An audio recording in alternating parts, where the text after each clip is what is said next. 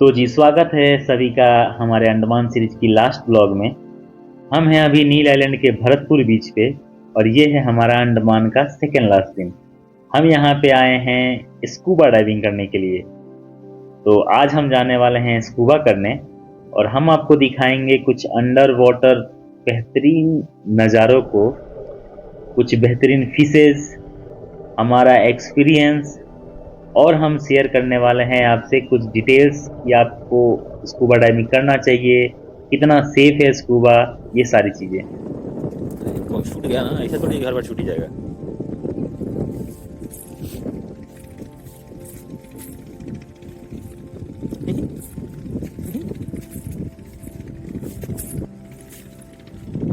मस्त सनराइज हो।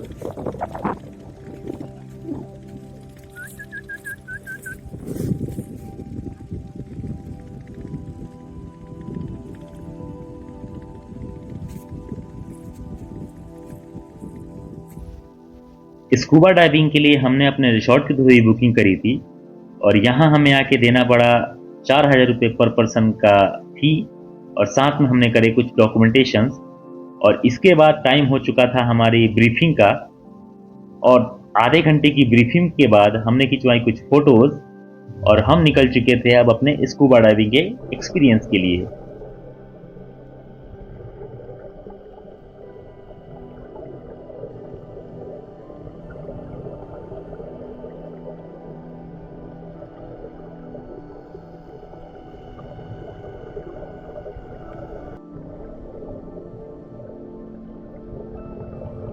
आप इंजॉय करो हमारे अंडर वाटर फुटेज को, तब तक मैं आपको कुछ जनरल चीज़ें बता देता हूँ। जैसे हमारे पैकेज में क्या क्या इंक्लूड था, स्कूबा डाइविंग कितना सेफ है, कौन कर सकता है कौन नहीं कर सकता। तो हमारे पूरे पैकेज में जो कि जिसके लिए हमें 4,000 रुपये पर पर्सन देना था, उसमें हमारे साथ एक इंस्ट्रक्टर था और साथ में हमें एक मिलने वाली थी 2 मिनट की हमारी वीडियो क्लिप और अंडर वाटर हमारी फोटोज़। तो ये तो था हमारा पैकेज। इसके अलावा मैं आपको बता देता हूँ कि स्कूबा डाइविंग सेफ है या नहीं। तो देखो, स्कूबा डाइविंग काफ़ी सेफ होता है ऐसा, हालांकि आपको शुरू में डर लगता है। हमारे साथ भी ऐसा हुआ था, हालांकि मैं काफ़ी कॉन्फिडेंट था, लेकिन मेरी वाइफ के साथ ये प्रॉब्लम थी। उन्होंने इनिशियली जब हमारा ब्रीफिंग ब्रीफिंग चल रहा था तो उन्होंने साफ मना कर दिया था कि नहीं, मैं ये नहीं कर सकती हूँ। लेकिन जो इंस्ट्रक्टर रहते हैं वो काफ़ी हेल्पफुल रहते हैं, वो काफ़ी आपको पुश करते हैं इस चीज़ के लिए। और फाइनली हम लोगों ने किया और ये हमारा मतलब one of the best experience था अभी तक का अंडमान में। और हम डेफिनेटली ये दोबारा ट्राई करना चाहेंगे कभी ना कभी। तो आप बिल्कुल कर सकते हैं स्कूबा, ऐसा उसमें कुछ डरने की बात नहीं होती है। हालांकि हाँ, इनिशियली आपको सांस लेने में प्रॉब्लम होती है क्योंकि आपको समझ नहीं आता है, क्योंकि आपका नाक बंद रहता है, तो आपको मुंह से सांस लेना होता है। जैसे कि यहाँ पे अभी मेरी वाइफ के साथ इस पॉइंट पे प्रॉब्लम होने लगी थी, वो क्योंकि बार बार ऊपर जाने की इशारा कर रही थी। क्योंकि बार अपने मुंह में जब आप ऑक्सीजन का जो सप्लाई रहता है उसको जब पकड़ के रखते हो, आपको दांतों से उसको पकड़ के रखना होता है। तो क्या होता है कि आपका मुंह दर्द देने लगता है। सेम चीज उनके साथ हुई थी। तो एक डर अंदर, क्योंकि आप 10 मीटर पानी के नीचे जा रहे हो, 10 से 12 मीटर, तो आपको वो डर तो बना रहता ही है। लेकिन ये काफ़ी ही हेल्पफुल होते हैं इंस्ट्रक्टर भी वहाँ के, और ये काफ़ी सेफ है, तो आप इसके लिए डेफिनेटली जा सकते हो। जैसा कि मेरे साथ भी हुआ था शुरू में, जब मैं पानी के नीचे जा रहा था तो मेरे कानों में बहुत तेज दर्द हो रहा था। लेकिन मेरे इंस्ट्रक्टर ने मुझे 4-5 बार, कभी ऊपर लेके गए फिर थोड़ा डाउन लेके जाते थे, ऐसा करके उन्होंने मेरे को काफ़ी हेल्प किया और तब जाके मैं कर पाया। नहीं तो इनिशियली मेरे को भी लगा था कि शायद मैं नहीं कर पाऊंगा, क्योंकि प्रेशर की वजह से, जब आपका प्रेशर नीचे जाने के बाद पानी का प्रेशर काफ़ी ज़्यादा आपके कानों में फील होता है, उसकी वजह से काफ़ी ज़्यादा पेन होता है। किसी किसी को होता है, सबको नहीं होता ये। मेरे साथ हो रहा था ये, लेकिन मेरे वाइफ के साथ ये प्रॉब्लम नहीं थी।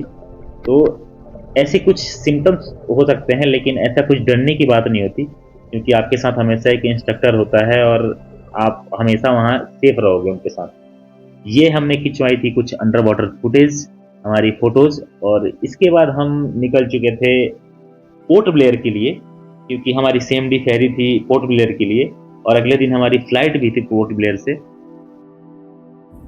पोर्ट ब्लेयर पहुंच के हम आ चुके हैं मिनी जू में। हालांकि यहाँ पे कुछ जानवर नहीं है, लेकिन फिर भी आपको काफ़ी ज़्यादा वैरायटी ऑफ प्लांट्स यहाँ पे देखने को मिल सकते हैं, और मतलब काफ़ी ही नेचर से भरा हुआ ये एक पार्क था। काफ़ी अच्छे अच्छे वाटरफॉल्स बीच में बने हुए थे, काफ़ी अच्छे फाउंटेन्स बने हुए थे। यहाँ पे एक हम बोटेनिकल गार्डन में आए थे जहाँ पे काफ़ी अलग अलग वैरायटी के प्लांट्स लगे हुए थे। तो एक काफ़ी ही अच्छा एक्सपीरियंस था यहाँ पे आना, आप यहाँ पे ज़रूर आ सकते हो। इसके अलावा हम गए थे एक ट्री हाउस पे, जहाँ से आप समुद्र का बेहतरीन नज़ारा ले सकते हो। यहाँ पे बने हुए थे कुछ एक्वेरियम, जहाँ पे छोटी-छोटी फिशेज़ रखी हुई थी, और एक काफ़ी ही पीसफुल सा और काफ़ी प्यारा सा स्पॉट था, मिनी जू के अंदर। वैसे अंडमान में और भी काफ़ी जगह हैं घूमने के लिए, जैसे कि नेवल मरीन म्यूज़ियम, जहाँ पे हम अभी जाने वाले हैं। सेलुलर जेल मैंने आपको पहली वीडियो में ही दिखाया था। इसके अलावा मरीना पार्क्स हैं, और भी पोर्ट ब्लेयर। हालाँकि अगर आप पोर्ट ब्लेयर आ रहे हो तो मैं आपको बोलूँगा कि पोर्ट ब्लेयर के लिए आपको 2 से 3 दिन रखने चाहिए, ताकि आप वहाँ पे काफ़ी अच्छे से घूम पाओ, क्योंकि पोर्ट ब्लेयर काफ़ी बड़ा एक आइलैंड है, वो 2 हिस्सों में बटा हुआ है। तो आप वहाँ पे करने के लिए बहुत कुछ है, जैसे लाइम केव स्टोन है, जो कि बाराटांग में पड़ता है। तो वहाँ पर आप डायरेक्ट कार से ही या तो आप बुक करके जा सकते हो, या तो फिर आप बोट लेके जा सकते हो। तो आप, क्योंकि वहाँ पे मैंग्रोव फॉरेस्ट काफ़ी अच्छे हैं, तो आप वहाँ पे जाने के लिए आपको 1 दिन का पूरा टाइम चाहिए होता है। या तो आप कार से जाओ या तो आप बोट से जाओ। तो इसके बाद हम पहुँच चुके थे अब, जो कि मैंने आपको बताया था, नेवल म्यूज़ियम में, जो कि काफ़ी अच्छा एक हिस्ट्री टाइप से बना हुआ है। यहाँ पे काफ़ी कुछ अंडमान के बारे में आपको सीखने को मिलेगा, काफ़ी कुछ जानने को मिलेगा अंडमान के ट्राइब्स के बारे में, कि क्या कौन सी यहाँ पे ट्राइब्स रहती हैं, जैसे जारवा हो गई, ग्रेट निकोबारियंस, ग्रेट अंडमान हो गया। काफ़ी ही 7, 8, 10 टाइप की कुछ यहाँ पे अलग अलग जनजाति रहती हैं, उनके बारे में आप जानोगे। जो कि सेंटिनल जहाँ पे आपने अभी देखा, वो काफ़ी ही एग्रेसिव एक वो है। तो काफ़ी ही एक अच्छा मिक्सचर था यहाँ पे। आप काफ़ी ही कोरल लाइफ को देख सकते हो, अलग अलग वैरायटी ऑफ कोरल्स यहाँ पे रखी हुई हैं।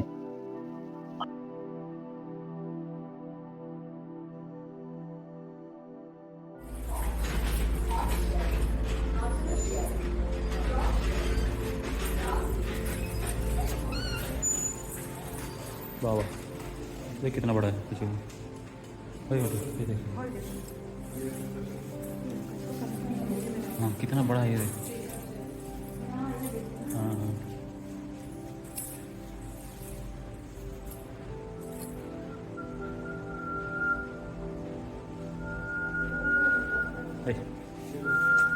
नहीं जाते। ये है शिप जिसमें मोती बनता है, तो आप साइज देखो इनके, ये कितने बड़े हैं। मिनी जू और नेवल मरीन म्यूजियम घूमने के बाद स्कूटी लेके अब टाइम था जाने का चिड़िया टापू बीच, जो कि काफ़ी फेमस है वहाँ के सनसेट के लिए। और रास्ते में हमें देखने को मिला एक लोकल फेस्टिवल शायद चल रहा था वहाँ पे उस टाइम पे।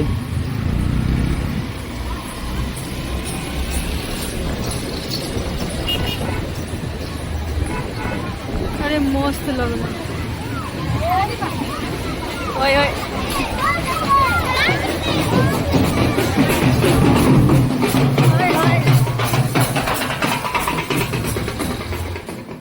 कभी लोकल फेस्टिवल तो कभी रोड साइड बीच, और समुद्र देखते हुए हम जा रहे थे चिड़िया टापू बीच पे। ये एक काफ़ी ही यूनिक एक्सपीरियंस था, और एक काफ़ी मेमोरेबल रोड ट्रिप रही हमारे अंडमान की। तो जैसे जेंट्स लोग जा रहे हैं।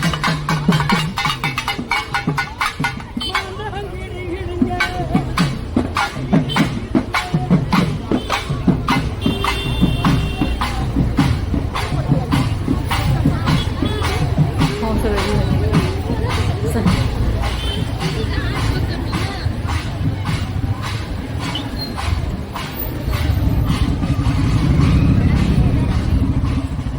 चिड़िया टापू बीच तक जाने का रास्ता इंडिया के कुछ चुनिंदा बेहतरीन रोड ट्रिप्स में से एक ज़रूर होगा आपके लिए, क्योंकि आप कुछ डेंस फॉरेस्ट के बीच से होते हुए जाते हो, और ये फॉरेस्ट इतने डेंस थे कि आपको 3 बजे के टाइम पे भी ऐसा लगेगा कि शायद शाम के 6 या 7 बज रहे हों।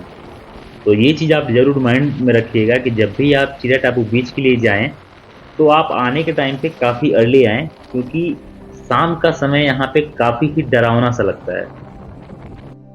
हम परफेक्टली सनसेट के टाइम पे वहाँ पहुँचे थे, और हमने एंजॉय करी एक परफेक्ट सनसेट, और उसके बाद हम निकल चुके थे अपने होटल के लिए। लेकिन अगर आपके पास टाइम हो तो आप वहाँ पे चिड़िया टापू बीच, सनसेट पॉइंट, मुंडा पहाड़ बीच, और अगर आपके पास और भी टाइम हो तो आप मुंडा पहाड़ की ट्रैकिंग भी कर सकते हो। तो वहाँ जाने अगर आपको पूरे अच्छे तरीके से घूमना हो तो टाइम लेके जरूर जाइएगा। ये सिखाया आपके घर वालों ने, हाँ, कि पति को चट चट हाथ मारो? आप सिखाए हैं। मैं क्यों सिखाऊंगा? आप ही सिखाए तो फिर छुट्टी काट रहे हैं। छुट्टी काट रहा हूँ मैं? हाँ। अभी हाथ चला, हाथ जो चट चट हाथ चला रही थी उसका क्या? कहाँ सिखाए? अभी क्या बोल रही? अभी नहीं, अभी क्या बोल रही थी? क्या? कि हाँ मेरे घर वाले ने यही सिखाया है। क्या बोली ना क्या कि मेरे घर कहाँ कुछ बोले? मेरे सर पे हाथ रख करो। सर पे मरखा लड़का मिल गया हमको। मरखा में मतलब यही चट चट हाथ चलाएंगी पति पे? मारते रहता है। पति पे हाथ चलाने में शर्म नहीं आती? पूरा हाथ मेरा काला हो गया। हाँ, हाँ। देखिए यहाँ काला हो गया छुट्टी काटना।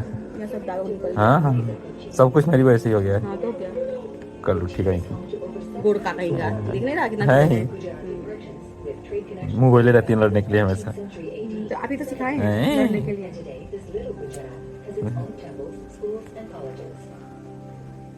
तो आप मारेंगे ऐसे ही? हम मारते ही नहीं है तो उल्टा में तो आप ही मारते हैं। अभी नहीं मारी फिर से? नहीं हम कहाँ मारे। क्या तो झूठ बोलती है लड़की, बहुत बड़ी झूठी है। पुलिस वालों के साथ ब्याह करना नहीं चाहिए था, ये क्यों? गलती हो ढूंढ लेते गई। अच्छी लड़की। हाँ ढूंढना ही चाहिए था। सुंदर सी, मैं तो मोटी हूँ ना, हाँ सुशील सी, भुटकरी हूँ ना, 1.5 बीता की हूँ ना। गलती हो गई। दूसरी लड़की कोई पूछ नहीं करती आपको। हाँ, हाँ। बाप रे बाप, ओह आप बहुत लकी हो। हाँ, बाप रे बाप। मेरे को तभी समझ जाना चाहिए था जब घर वालों ने मना किया था कि नहीं मिलना है, नहीं देखना लड़की को। हाँ, तो काहे नहीं समझे? कुछ ना कुछ गड़बड़ी है लड़की हम में। तो बाद में भी आपको बोले थे कि अभी भी समझ सकते हैं, छोड़ देते। किस्मत में यही लिखा था, क्या करें। किस्मत अच्छा है, आप ही तो बोले थे हीरा लड़की मिली है, ओह हीरा। बस बस बस और बस। डायमंड हाँ, मिली है। डायमंड। बोले तो बहुत लकी है। काला हीरा है, काला हीरा लड़की, कोयला है एकदम।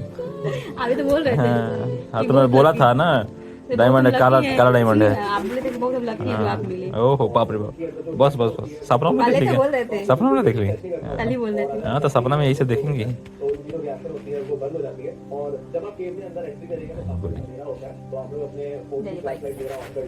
गुड नाइट, जाओ सो जाओ, जाओ जाओ जाओ जाओ। अभी हम हैं पोर्ट ब्लेयर एयरपोर्ट पे और हम बोर्ड करने वाले हैं फ्लाइट अपने घर के लिए। एसी भी काम नहीं कर रहा है, ऐसा गर्मी है।